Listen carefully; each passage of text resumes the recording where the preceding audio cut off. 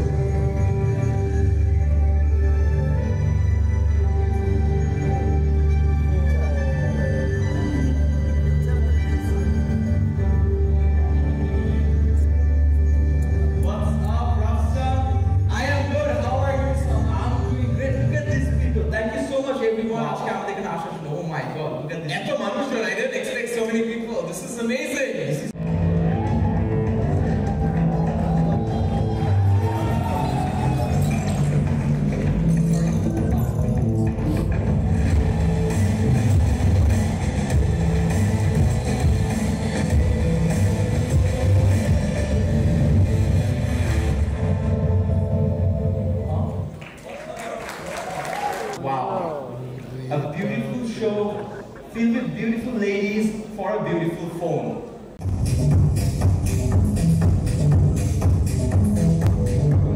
Well, যখন বড় ব্যাটারির কথা আসছে তাহলে চার্জ দিয়ে কথা চলে আসে। To charge up this massive battery, we are introducing 45-watt supercharged technology with POVA 4 Pro.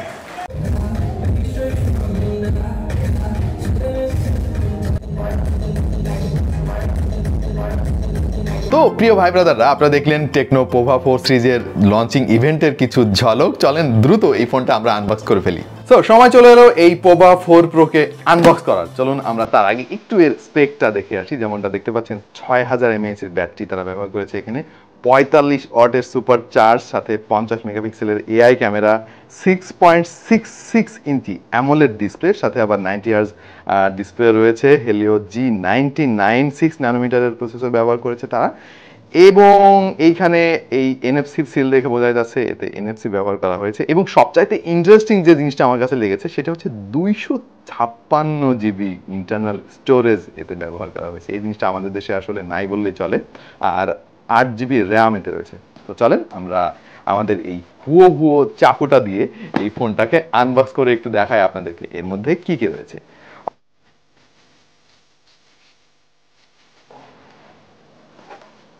তবে এই প্যাকেটটা দেখতে বেশ অদ্ভুত লেগেছে আমার কাছে। এখানে যে চারের পেছনে কিছু একটা করেছে তারা, অদ্ভুত লাগে দেখতে। এখানে কিছুটা আয়নার মতো রিফ্লেক্ট করছে, জোস।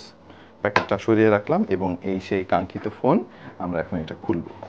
ওকে, বক্সের মধ্যে আর একটা বক্স, তার মধ্যে প্রথমে আমরা পেয়ে যাচ্ছি এই পোভা 4 প্রো ফোনটা। আমরা এটাকে একটু সাইডে রেখে দেখি আর কি কি এর মধ্যে রয়েছে। এর যে মেইন কম্পার্টমেন্ট, এটা সরালেই পেয়ে যাব 13 মাসের একটা ওয়ারেন্টি কার্ড। ওকে, এখানে সমস্ত ডিটেলস রয়েছে, থাক ওয়ারেন্টি কার্ড এখানে। তারপরে পেয়ে যাব চমৎকার দেখতে একটা সিলিকন ব্যাক কভার। ব্যাক কভারটা পাশে রাখি। এরপর পেয়ে যাব 45 ওয়াটের একটা ফাস্ট চার্জার। অলরাইট, তারপরে একটা হেডফোন দেখতে পাচ্ছি আমরা এখানে, হেডফোনটাকে পাশে রাখি। রয়েছে একটা ডেটা কেবল, আর রয়েছে সিম ইজেক্টর পিন। অলরাইট, তাহলে এই হচ্ছে পোভা 4 প্রো এর বক্সের সমস্ত কন্টেন্ট। ফোনটা যেহেতু হাতে পেয়ে গিয়েছি, আমার এই সমস্ত জিনিসের এখন আর কোনো প্রয়োজন নেই। এবার আমাদের সেই কাঙ্ক্ষিত পোভা 4 প্রো ফোনটা আনর্যাপ করার পালা। Look at this man, this is crazy, right? ও এই জিনিসটা ডিস্ট্রাক্ট করছে আমাদের, এই জিনিসটা একটু খুলে ফেলতে চাই আমরা। নাও লুক অ্যাট দ্য কালার। এই ফোনটা হাতে নিয়ে আসলে গেমিং একটা মানে ভাইব আমি পাচ্ছি। সামনের দিকটা যদি দেখাই, যদি আমি এখনো পাওয়ার অন করি নাই, খুবই এক্সাইটেড পাওয়ার অন করার জন্য।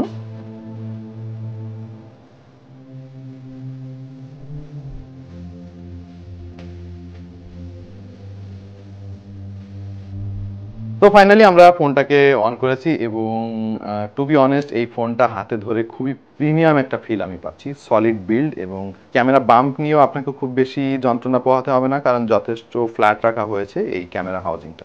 সামনে তারা ডিউ ড্রপ নজ ব্যবহার করেছে। এই সমস্ত ব্যাপার নিয়ে খুঁটিনাটি আরও আমাদের ফুল রিভিউতে আমরা আলাপ করব। আজকে জাস্ট ফোনের গেট আপটা আপনাদের দেখিয়ে একটা আইডিয়া দিচ্ছি প্রিয় দর্শক, এই ফোনটা কেমন হতে পারে।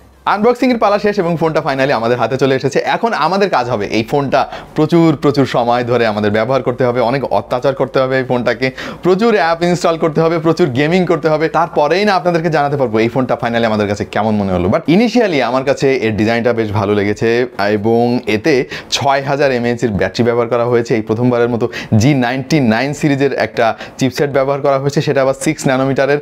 পাশাপাশি এতে অ্যামোলেড প্যানেল ব্যবহার করা হয়েছে, আর এতে 8GB র্যামের পাশাপাশি প্রথমবারের মতো বাংলাদেশের কোনো এই মিড রেঞ্জের ফোনে 256GB ইন্টারনাল স্টোরেজ ব্যবহার করা হয়েছে। সো খুব ইন্টারেস্টিং অনেক ব্যাপার এই ফোনের মধ্যে রয়েছে। সো আমি আসলে এটাকে আর একটু ভালোভাবে বিশ্লেষণ না করা পর্যন্ত শান্তি পাচ্ছি না প্রিয় দর্শক। আমরা এই ফোনটা ব্যবহার করতে থাকি, ততক্ষণ পর্যন্ত আপনারা নজর রাখতে পারেন টেক টু দ্য পয়েন্টে, তাহলে ফুল রিভিউতে দেখা হয়ে যাবে। সেই পর্যন্ত সবাই ভালো থাকুন, সুস্থ থাকুন আর দেখতে থাকুন টেক টু দ্য পয়েন্ট।